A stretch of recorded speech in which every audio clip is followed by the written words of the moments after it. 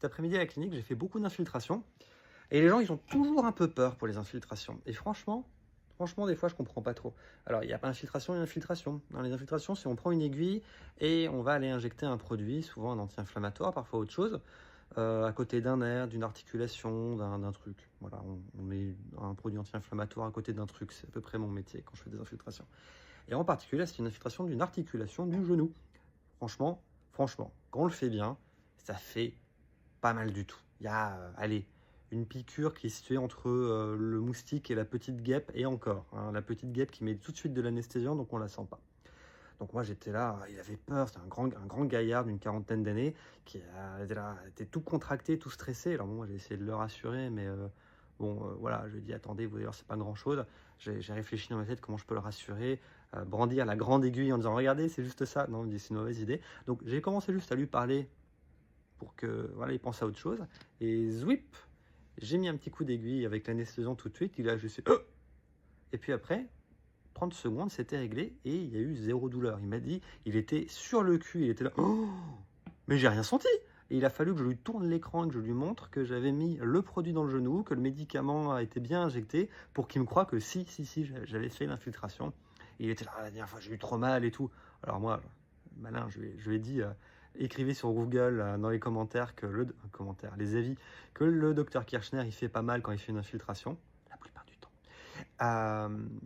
Et voilà. Mais vous avez déjà fait des infiltrations ou des injections? Il y en a qui vous font peur, qui vous ont fait mal, ou au contraire, vous avez trouvé que ça faisait rien? Dites-moi, ça m'intéresse. Moi, j'essaie de rassurer les gens, et souvent, il y a plein de gens, ils me disent « Ah, j'ai trop mal, j'ai trop peur pour l'infiltration », alors qu'en vrai, 90% du temps, c'est 3 fois rien. Voilà, c'est tout. Petite pensée de la soirée. Donc, un petit commentaire de Cathy Chauvet-Gasta au sujet des infiltrations. Moi, j'ai fait 2 infiltrations sous échographie au coude pour épicondylite. Latérale, je suppose, c'est la plus fréquente. Et je ne stresse pas du tout. La première, je n'ai pas du tout eu mal. Par contre, la deuxième, j'ai eu mal. Pendant, après, j'ai même dû prendre un cachet pour la douleur. Et le lendemain, joue toute rouge et maux de tête. Pourquoi cette réaction? Alors, c'est une question très intéressante. Il y a deux volets là, 2 choses différentes. Alors, déjà, la douleur au moment de l'injection. Bon, la douleur au moment de l'injection, ça peut être lié à plusieurs choses. Généralement, au niveau des épicondyles latéraux des coudes, c'est pas très douloureux. La différence entre les deux peut dépendre de 2 choses principalement. La façon dont a été faite l'injection, parce que l'injection, normalement, elle doit être faite en superficie du tendon.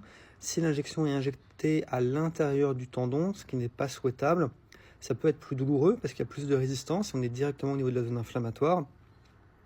Aussi, ce qui est possible, c'est que le médecin, la première fois, ne soit pas passé de la même façon, n'ait pas mis l'aiguille exactement au même endroit, et utiliser une aiguille qui soit plus grande ou plus petite. Et quand l'aiguille est plus grande et qu'on injecte plus fort, bah, ça fait plus mal. Alors que si on injecte tout doucement, si vous êtes déjà injecté des médicaments, il y a sous la peau, certains, ou même les vaccins, vous remarquerez qu'il y en a qui font mal à l'injection et d'autres beaucoup moins.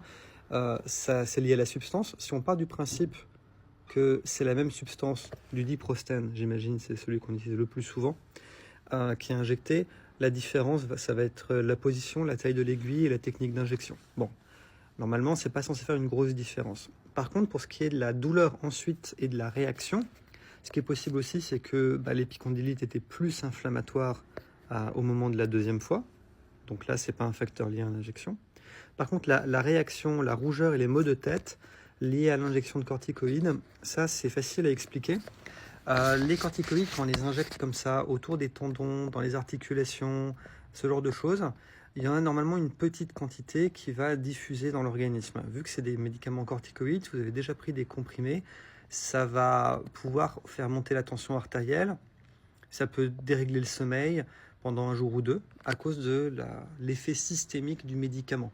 Chez les patients qui sont diabétiques d'ailleurs, ça peut aussi dérégler la glycémie, faire monter la glycémie, modifier un peu l'appétit, etc.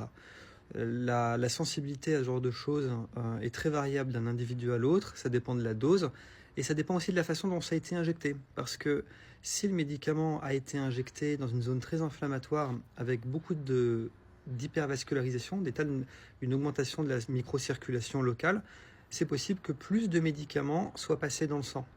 S'il y a une erreur technique lors de l'injection et que le médicament est directement injecté en intravasculaire, ce qui n'est pas censé être le cas, et honnêtement au niveau des coudes est très peu probable parce que ce seraient des tout petits micro-vaisseaux, alors évidemment, ça va donner une grosse réaction systémique. Mais oui, a priori, cette deuxième réaction, la rougeur, les maux de tête, c'est les effets systémiques du corticoïde.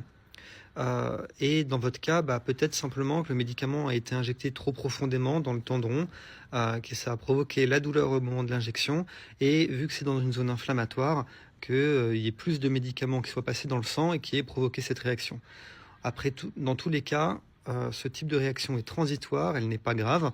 Et pour ce qui est de la technique d'injection, on préfère éviter d'injecter dans les tendons parce que ça fragilise plus et il y a un plus grand risque de rupture tendineuse par la suite.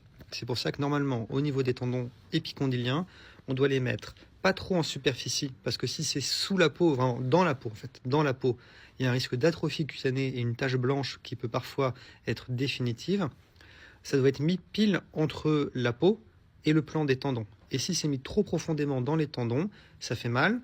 C'est pas forcément mieux pour le traitement, pour l'efficacité sur les symptômes, et il y a un risque plus important de rupture tendineuse par la suite. Voilà, j'espère que ça répond à vos questions, mais dans tous les cas, c'est pas grave. Et voilà, c'est bien la preuve qu'en fonction de la technique d'injection ou des situations, des fois, ça peut faire plus ou moins mal. Donc choisissez un radiologue qui vous fait pas mal.